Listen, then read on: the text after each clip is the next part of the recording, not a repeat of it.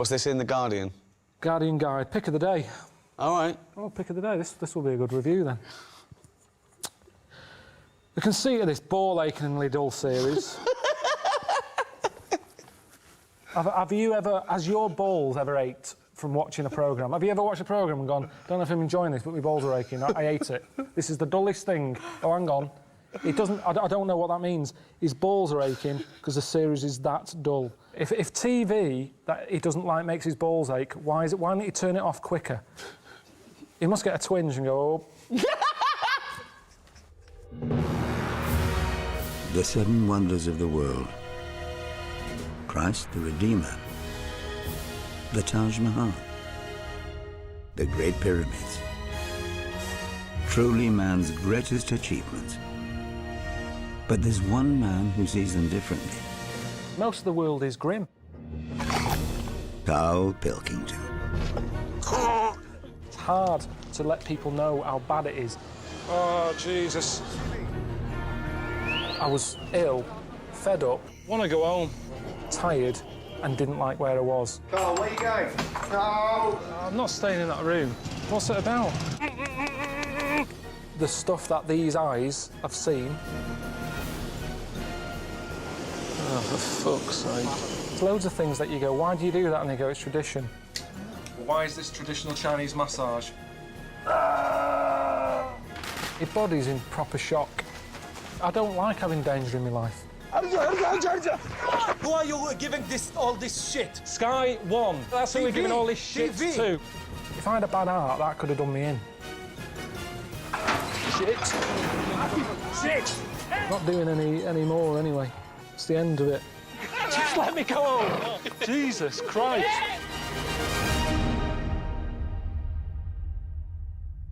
Hello and welcome to episode 8 of An Idiot Abroad, with me, Ricky Gervais, Stephen Merchant... Hello. ...and the eponymous hero, Karl Pilkington. Right. I suppose this is a roundup. In a way. We've watched the series, we've laughed, we've cried, we've got angry. I got bored as well. But welcome back, Karl, because, you know, it's quite an adventure.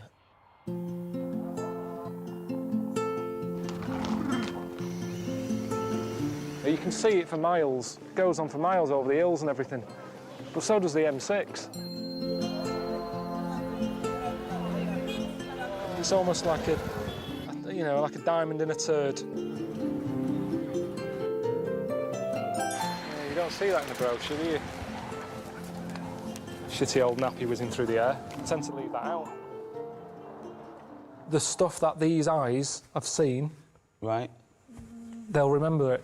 Well, it's funny you should say about your eyes, because I've been consulting your diary here. So the other reason I'm finding it hard to relax is that there always seems to be something going on, something to take in. I think I've blinked less since I've been here, as I don't want to miss anything. So my eyes have been open longer than normal. Maybe that's why my eyes are so tired. When I was there, I was using my eyes more. When I'm here, sometimes I don't know what they're doing. Are you with me? No. What do you mean? Life here can be quite boring for your eyes. Sometimes driving. I get to some place and I go, how did I get here? And it's because you're not really looking where you're going. While driving? No, it's only the little odd things in life that makes your eyes sort of go, oh. Well, there's been a lot of things, hasn't there? Food. You've seen some pretty grotesque things. Like Food. that fella there who was your driver in China. Oh, man, this is incredible. Look at this lot. Thank you. She's all right. What's he having over there? Good Jesus. Does he know it's not all in one piece, that noodle? Are we in a race? I didn't realise... I mean, what... Why is he in a hurry? I'm in his van. Should I be getting a move on? He's meant to be giving me a lift home. The suction on that. It's just 1 minute it's there. It's like opening an airplane window. Just all sucks out. Well, comes out. That's it, he's eating it. I've hardly touched this. What's he got now? What is that? I think it's chicken's feet. You don't pick a food by what sort of feet it's got. Just have chicken if he wants chicken. We're paying, he could have had anything he wanted. And he's spitting it out now. He's just spitting its nails out by the looks of things. No, thanks, you're all right. I won't mind it. He's been munching, like, Mintos in the van. He's never offered me one of them. It gets the chicken feet. Suddenly he's keen for me to have one. He's just spitting stuff out. He's chewing on it. He's spitting on it. I can't eat this. Oh, see that, then? It's his van. He'll have to clean it up. You're not having pudding, are you? See, I'm with you on that. There's no reason to eat like that. I don't think you'll ever hear of a Chinese man who's starved to death, because there's no reason to. Street food out there, I thought street food meant, you know, you have chefs on the street cooking food. They don't mean that. It's street food. Whatever's crawling about, they grab and eat. Do they? Yeah, honestly. Are they dead? Are they toads? Honest to God, that market, I thought it was a myth, all that, before I went. I thought they don't eat weird stuff like that, because there's no need. There's loads of stuff in the world. You don't have to get to that level yet. I think even in Lost, in that programme, they didn't even get to insects and that, did they? They were stuck on an island there with coconuts. At no point do you see one going, I have to eat a squid, or a lizard, or a scorpion. It never happened. Yet there, they just, I'll have that. Not a problem, just shoving them in the face. I mean, I don't think they do I'm a Celebrity, get me out of there in China. Because they'd go, what's the problem? It's lovely, all you can eat buffet, yeah? Not a problem for them.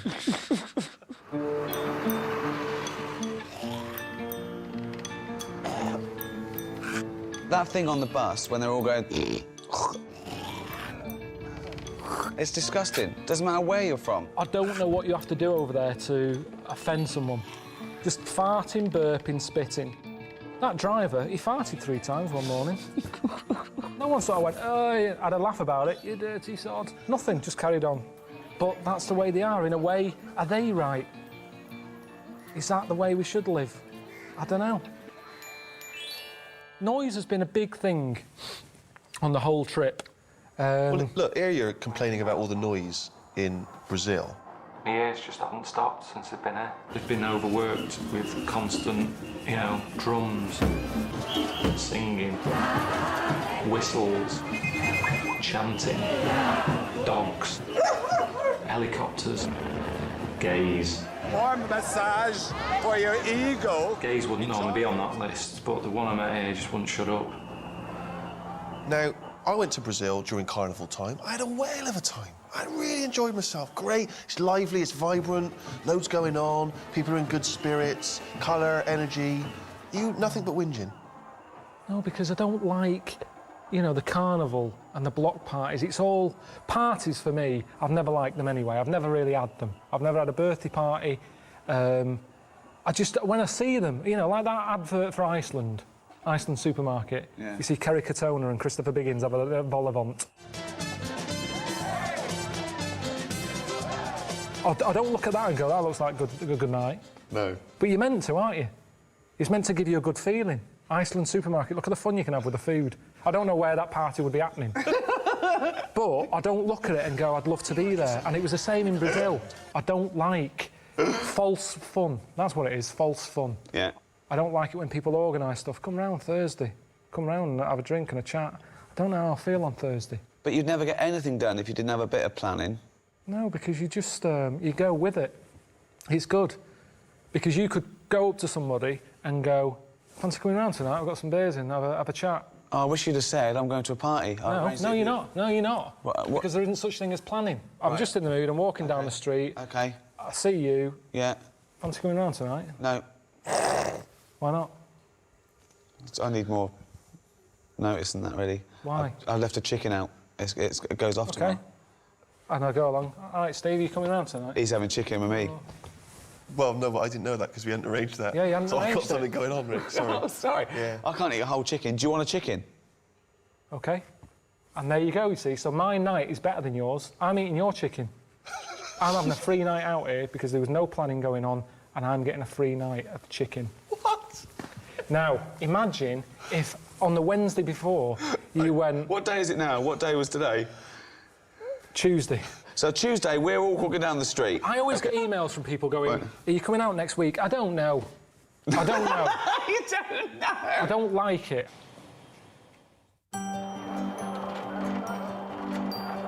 Hello, I'm Mr. Ashik. Ashik. Nice to meet you, Carlitos. How are you doing? Right, didn't wave back, so that's... They don't know what that means, or they hate me already. I don't know. He reminded me of Bill Oddie. Just looking at him thinking, I haven't seen the goodies for ages. What? What's that? And then the other Baba looked like Jim Morrison.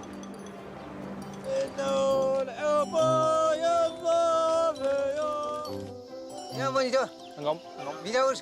Hang on a minute.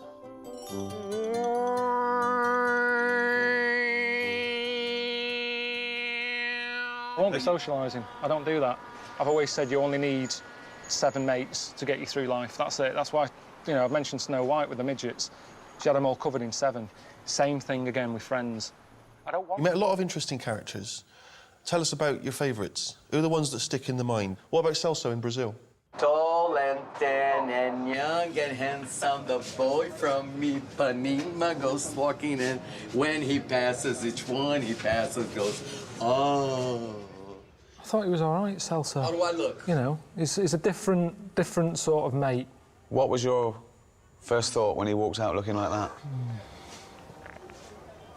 Oh, Jesus, what was that? It's just weird. It's like you've had Wurzel Gummidge sort of change the head. Change the heads. It's a little bit freaky. Why are you referring to Wurzel Gummidge? Why do you make no effort to try and speak to people in terms they might understand? What's the chances of him, fella in Brazil, knowing who Wurzel Gummidge is? There's people watching this who won't remember who Wurzel Gummidge is. He just seemed very sort of well into the arts. And it's his mates as well. Marcelo. Marcelo. Pleased to meet you. Hi, Karl. How you doing? Welcome to Rio. You're happy?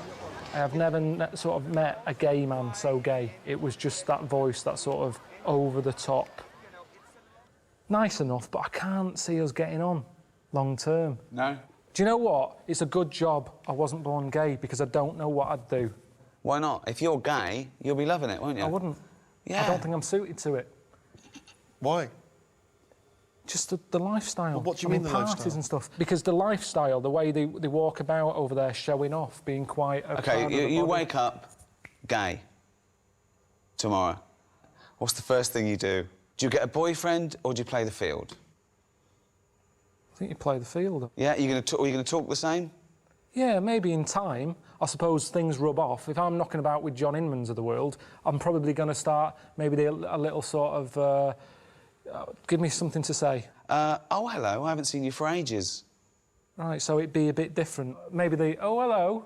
Right, I haven't seen you for ages. It'd be OK. little things like that, and people would suddenly go, you met Karl recently, sounds different. Or So you go home, your dad goes, all right, so how's it going? Been doing any DIY recently? Oh, hello, Dad. I'm been there for a bit. Oh, what are you talking like that for, Karl? How's Suzanne? I'm not with her anymore. This is pointless because it's not the life I would choose. OK, but you've woken up gay. But I wouldn't believe it then. I'd just go, oh, I feel a bit happier today, don't know why. No, but then you start going, you go down, you buy a gay magazine, you're flicking through, you're looking at more cock than you've ever seen before in your life, and you're loving it. You look down, something's happened. What do you do next? I just wouldn't look at that magazine again. No, you're loving it. You go, I can't believe I haven't seen this magazine before. Yeah, but I've seen knobs before. Have you? Yeah. Where? You see knobs all the time. Where? In gyms and that. And don't say you don't look, because you do when you're in a gym. Because it's there. What And is? If you don't look, if you're going like that, that's more of a worry. If you're not happy looking a knob in the face, there's something wrong. You should be comfortable with it. Just there you It's go. a good have a rule of look. thumb.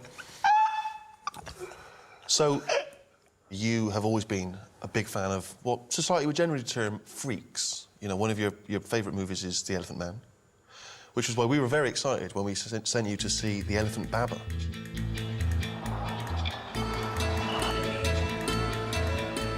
Oh, yeah, I can see him, yeah, I can see him. Shoes off. Money down there. Oh. It wasn't as shocking as I thought it would have been. I think the weird thing is, with Elephant Baba, is he's different from Elephant Man. Because with Elephant Man, there was a build-up. He's walking about with a sack on his head. You're going, what is under there? I mean, the first thing I always used to worry about, where he got that hat from, that fitting. It's a normal cap he had on, Elephant Man. Who was that made for? But then he had the sack on top as well, and a little hole, and I remember watching it as a kid thinking, can I see anything in the hole? And then he takes it off and it's like, oh, God, that's well weird. Now, with Elephant Baba, it wasn't as weird. Do you know the Elephant Man? The weirdest bit of it is when he's walking around with that head, but with a suit on. Yeah. Because it doesn't match.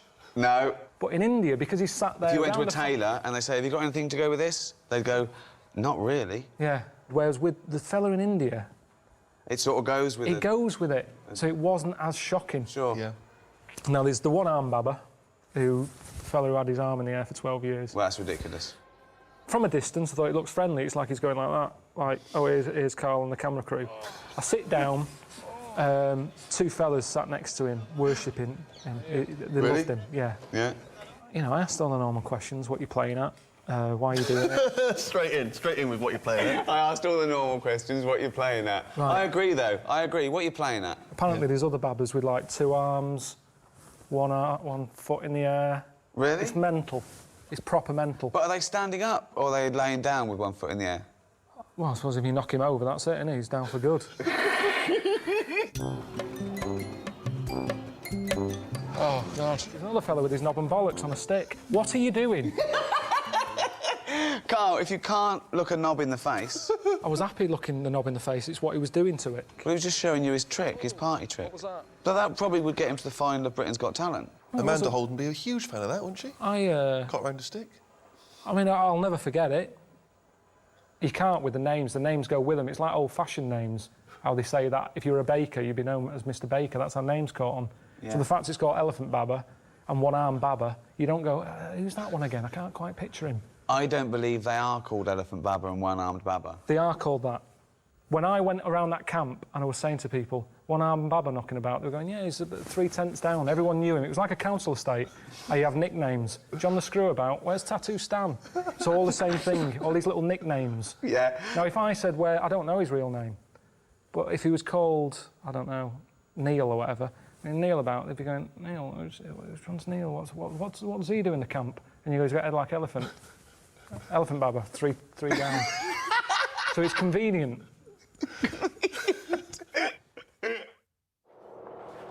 There's certain things I've learned. Tell us, what have you learned?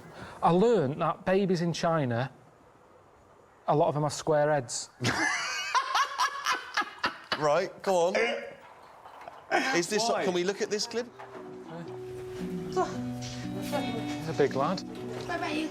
Has he got a square head? I can't tell. Yeah. But why do they have square heads? I asked some questions and the main answer seemed to be so they don't roll out the cot.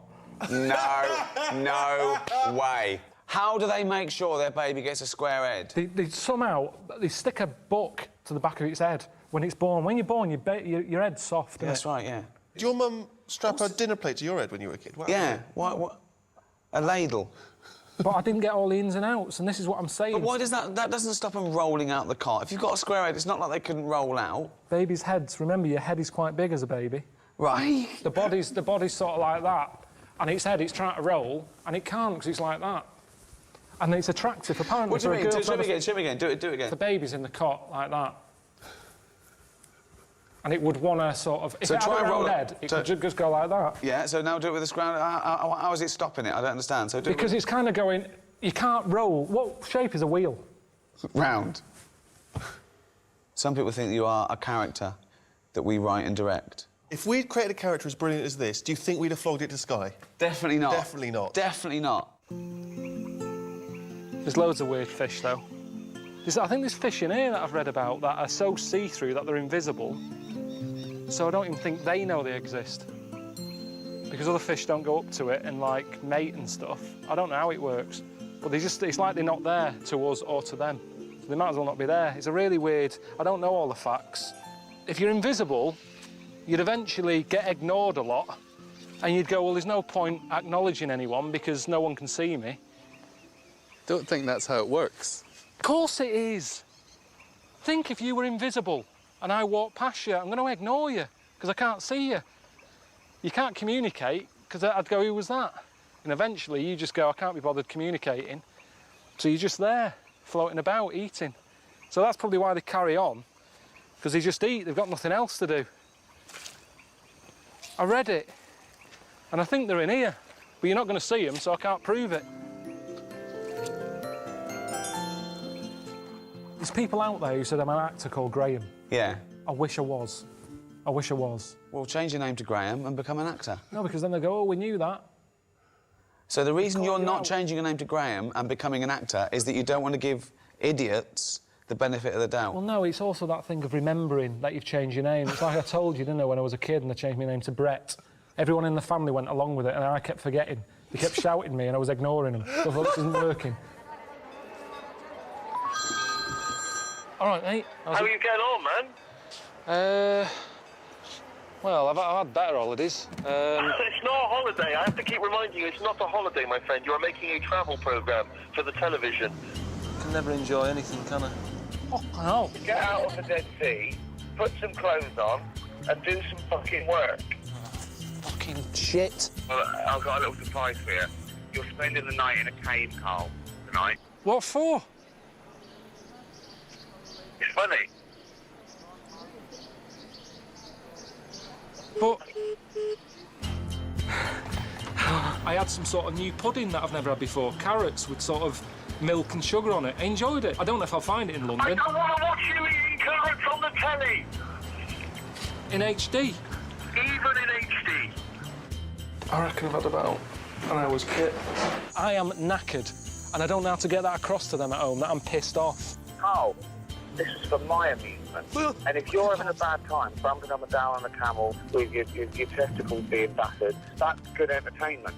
This is what I'm giving back. This is what I'm giving back to society. You are my gift to the rest of the world.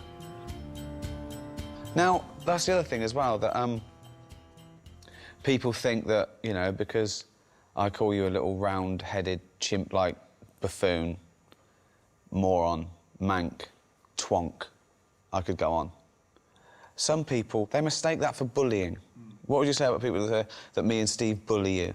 If they think I am being bullied, what are they doing? When have they come to me help? Where's Esther Ranson? Why hasn't she been on the phone? Leave him alone. Nothing's happened. Everyone's saying that. I've seen that everywhere. Karl's being bullied. Well, first of all, I'm nearly 40s. Don't worry about me. And two, well, if you're worried about it, do something. I've had post delivered to me. And because you say, Karl Pilkington's got a head like a fucking orange, people think they can do it. I got some lamps delivered in a box. Somebody along the way, I don't know who, either the bloke who packed them, the courier, or I don't know how many people involved in packing lamps and getting them to me, but somebody wrote on the box, head like a fucking orange. Now, that shouldn't happen. Of course, there were a number of instances where we had planned stuff that you were completely unaware of. In fact, most of the trip, you had very little idea where you were going to go and what was going to happen. I think a highlight for both Ricky and I was when we gave you some very important training in the event that you were captured during a terrorist movement. Again, that went better than I ever imagined.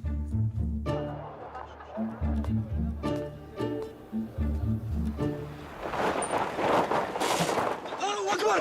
Allahu Akbar! Allahu Akbar! Allahu Akbar! Wait, mate, leave it alone, man. Yeah, I think you're out of order. What is going through your head when those guys grabbed you? You did not know they were going to attack you and grab you and drag you in the back of a van. It all went black. I heard a lot of shouting going on. I didn't know what was happening. I thought, is this it? Have I been taken hostage? They put my hands behind my back. They put one of those tie things on. It was cutting into my hand. I'm thinking, is this for the programme or what? Because this is proper hurting. It's not a nice thing. I've never experienced that before. They often say in those moments where you think maybe your life's going to come to an end that your whole life flashes before your eyes. Is that what happened? No, because like I said to you, nothing. I had a bag over my head. I couldn't see a thing. Talk to me! Hang on a minute. Are you English? You English? Yes, talk to me! Who are you? I love it when you go, who are you? Where the adrenaline's kicking and you can hardly breathe and you do a posh voice. Who are you? I know. Because it's terrifying, that, not knowing what's going on. What is the number of him? It's in my mobile. Well, mobile, what is the number of him? I don't know. Of course I don't even know my mum and dad's number. Thought maybe this is part of the setup, I don't know. But my body didn't know, because it was going through the same thing as Terry Waite would have gone through, or whoever else had been tied to a radiator.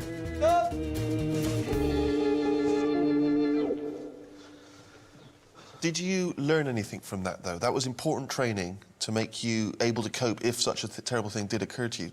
If you go to places that you're in danger of being kidnapped, you're meant to have a code word, so that when the people who've nicked you call up the London office, they go, we've got Ricky, Steve and Karl here. Right.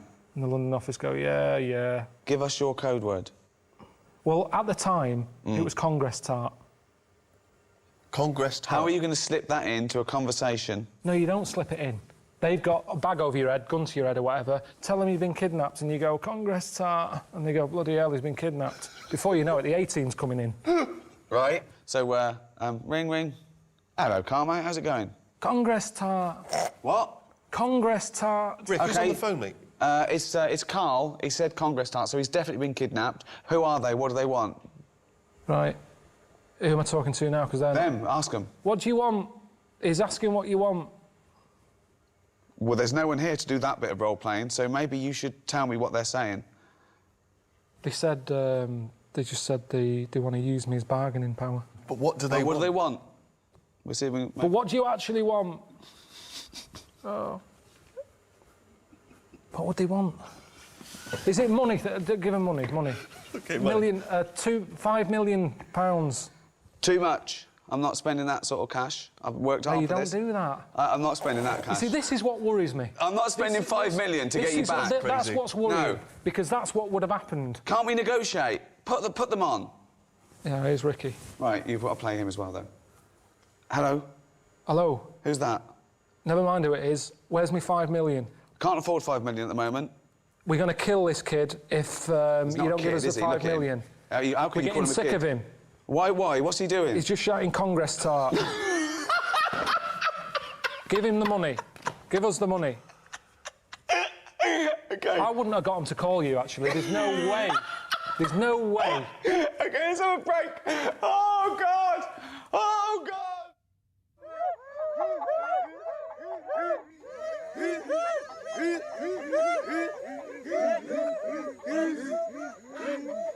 It's not really a dance, is it? It's like a little bit of a shuffle, really. It's just that. Not really. Not using. Not even adding that sort of thing to it. Just a bit more with the face, even. It's that sort of old man shuffle who's, you know, when old men are sort of a bit pissed up and the pants have fallen down a bit. Sort of that pissed up walk.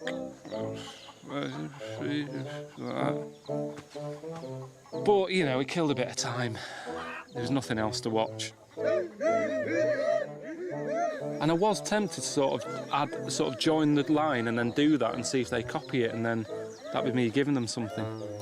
And then is that interfering? Maybe it wouldn't look frightening by the time, you know, if another tribe came in and they're all stood over there looking like Lionel Blair, you know, they're just going to go, right, let's get them. We can handle these. I mean, I'm so jealous of you being in the Peruvian jungle. Didn't you have a whale of a time? Fucking hell.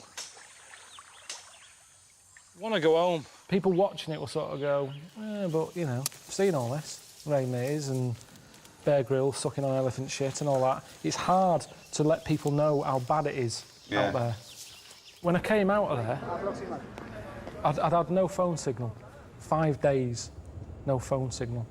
Stuck in the jungle, the Amazonian jungle, in a one-man tent and then with a tribe for a couple of days. Called Suzanne up and said, all right, I'm safe and all that, expecting to get like a hero's welcome. All I got was, it's reassured me that if you died, I'd be all right. That's what she said. For 16 years I've been with her. Not a day's gone by when I haven't spoke to her at some point. She turns around and says that. I'd be all right if you were dead. All right, cheers for that. I've got to call Ricky now. I called you up. Well, I had a meeting with everyone, and they weren't sure about the title, Karl Pilkington, Seven Wonders. I came up with an idea they really liked, they're pushing through, wanting to run it by you. An Idiot Abroad. Well, no, we didn't say anything. We didn't say anything about that. We said it's Karl Pilkington's Seven Wonders. Hello? Yeah, but they were saying, you know, who's Karl Pilkington? Yeah, well, who's the Idiot Abroad? What? You're the Idiot Abroad. They loved it. They absolutely loved it. Yeah, well, they would, because you said it. You know what they're like? They all sit there going, oh, yeah, that's great, Ricky, yeah, we'll do that. We're not having an Idiot Abroad. It's Karl Pilkington's Seven Wonders. I've been through a load of shit here. You're sat there giving them bloody shit titles. We're not having an Idiot Abroad. We're not having it. It's the one thing that I said that I'm happy with. I don't want people thinking I'm a div. Who was in the meeting? Just producers and me and Steve and all the things from Sky and the marketing, and I absolutely loved it. As soon as I came up with it, they started writing it down. So.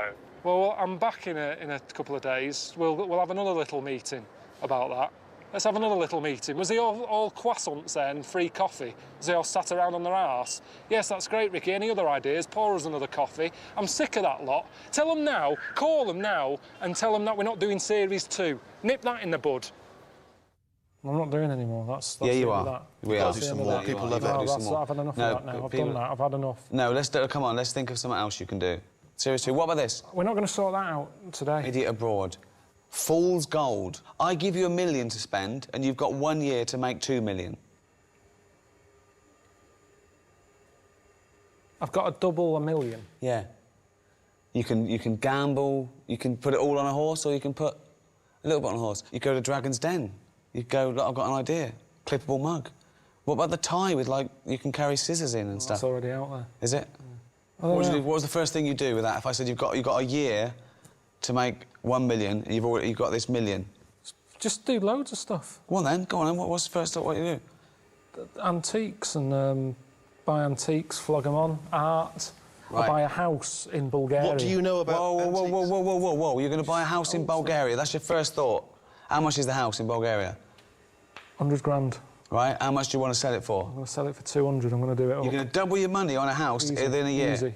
You've got to make 130. Oh, I'm spinning plates here. This is what else I'm doing. So you've got to keep flying to Bulgaria to check on the I've got the local builders on it. Right. In Bulgaria? Yeah, plate spinning.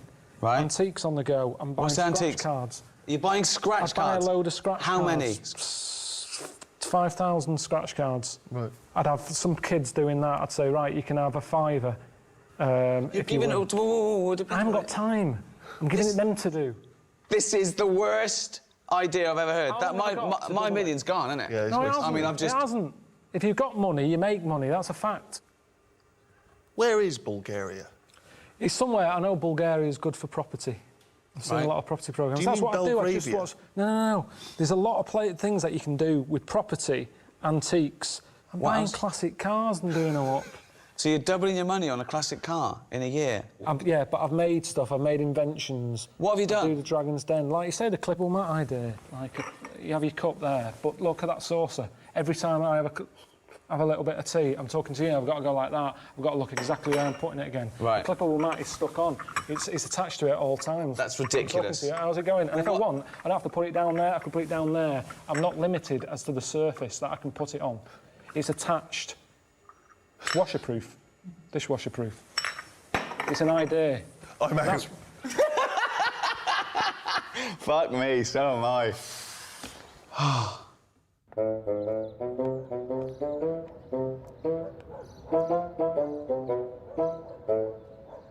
Most of the world is grim. Louis Armstrong did that What a Wonderful World song. I don't know what he's going on about.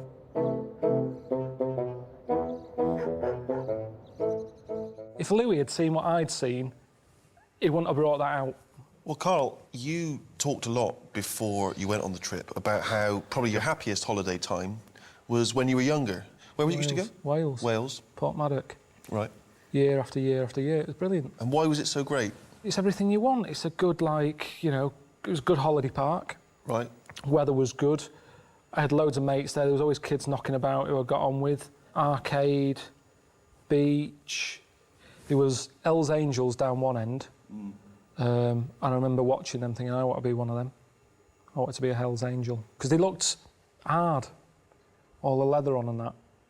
And I don't know, you see, this might not be true. But my mum told me, it might have just been to put me off. She said, to be a Hell's Angel, you've got to shit in your pants. Your mum giving you... So shit in your pants and keep them on for a week. So, yeah, my dad said me Auntie Nora could have joined then. But, So, what you're saying is that you have nothing but happy memories of your glory days back in Wales. And, you know, you were whinging when we were sending you on these trips. You were like, oh, I had a great time back in Wales, blah, blah, blah. Well, we sent you back to Wales. Let's have a look how you got on. every holiday we had, we'd go to this place in Wales, this campsite. Mum and Dad's got a caravan there. It's designed, it's high-tech. I want you to experience it. It's all right, isn't it? It's good, isn't it? So you got loads of space for stuff and that. Big fire. 3 bedrooms it's got. Now what's good is, normally, say if your gran comes in, oh, I didn't know your whole family's coming, where can I stay? You just go, hang on, watch how quick this is.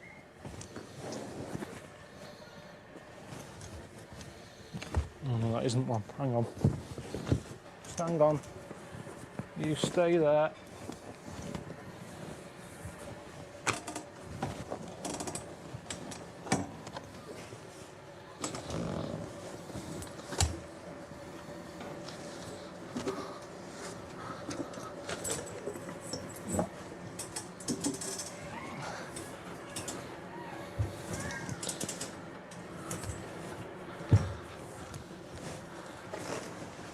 And you just sort of... That's not right, is it?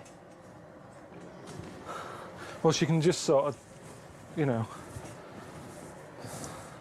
What's wrong with that?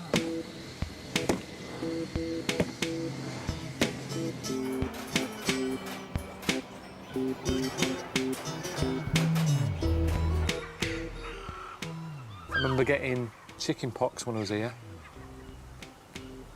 I just sat in the bath with a load of salt, stop them itching. I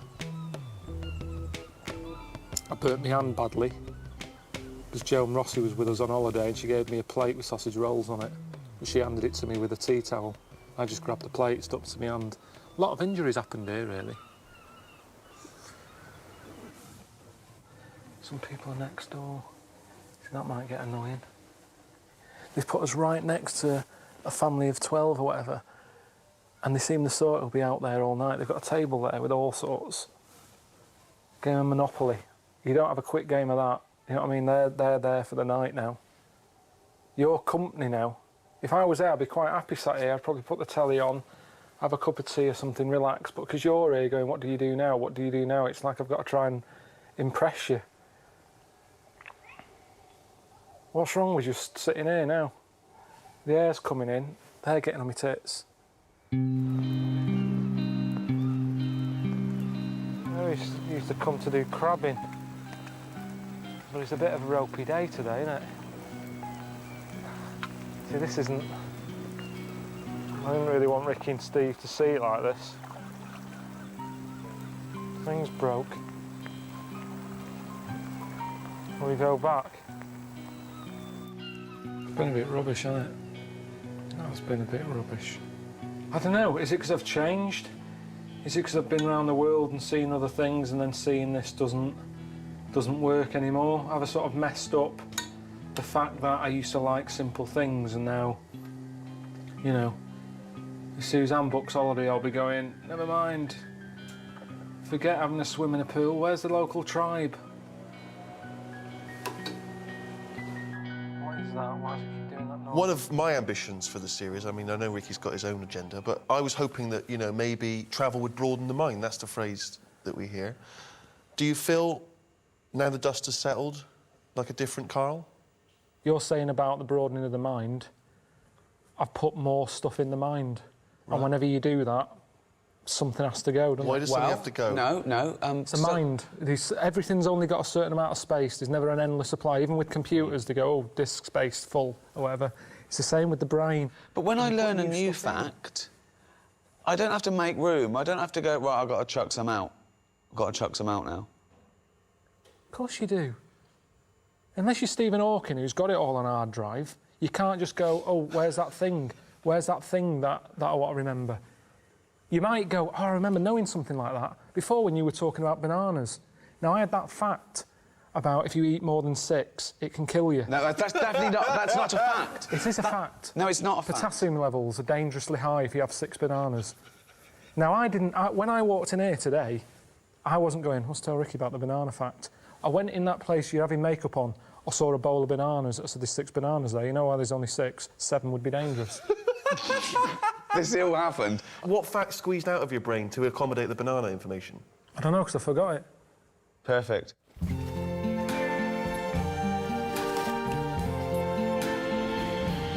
I see trees of green. Red roses too. There's no doors or anything. I see them blue for me and you.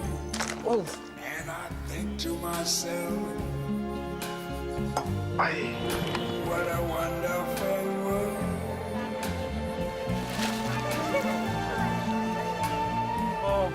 I see skies of blue.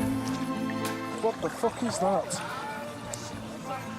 Is that someone's gauze? Bright, blessed day, the dark sacred night, and I think to myself, the lights are changing! Lights!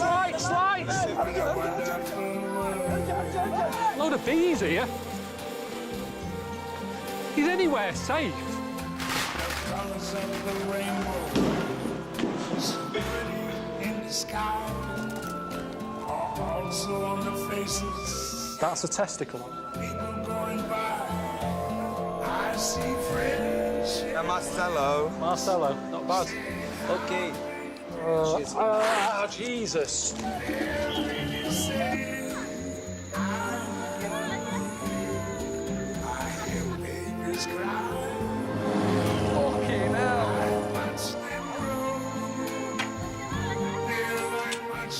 I'm not putting myself above my station here. I thought it was going to be the new paling. Soon found out I didn't know much, but then I put myself out to learn a bit more. It's been a journey. People watching it have been on my journey.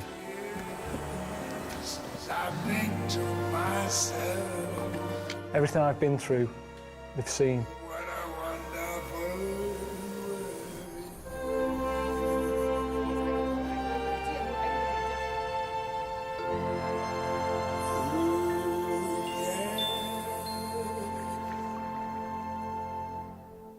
I mean, they say travel broadens the mind, but I don't know if it does. Buggers it up. I'm knackered.